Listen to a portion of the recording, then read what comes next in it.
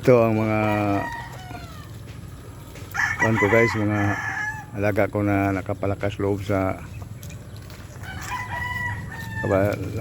akin kasi araw-araw ko dito eh. 70 anyos na ako guys, pero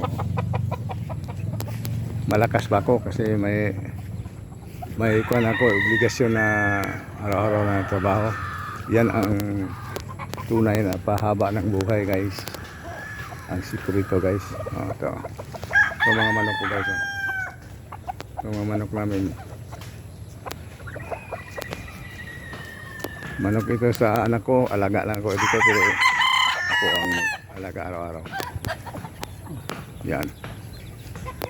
Kung gusto kayong haba ang buhay nyo, alaga kayong maraming manok, alaga kayong kambing, hindi baka, ganyan lang.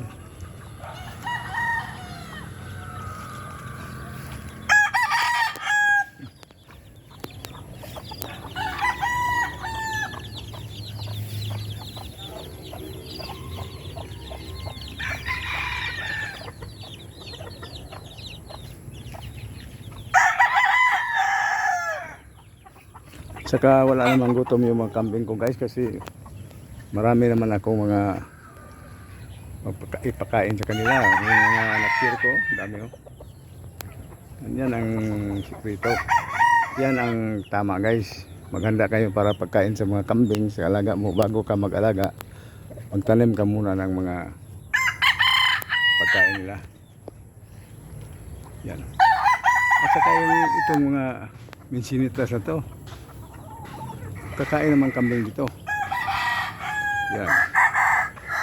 Kung sa tang-init, kung wala nang mga damo, ito ang punta ka dito sa mga tinanim mo na mga yan, para pakain sa kanila. Diba guys? Ayos ba lang yan guys?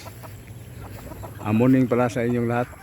Salamat sa sa akin, sa pag-subscribe, like and share. Salamat. Hanggang kailan tayo magkasama dito sa Facebook natin.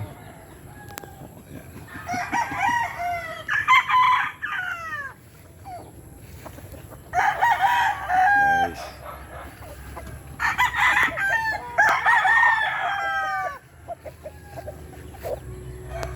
salamat sa inyo lahat.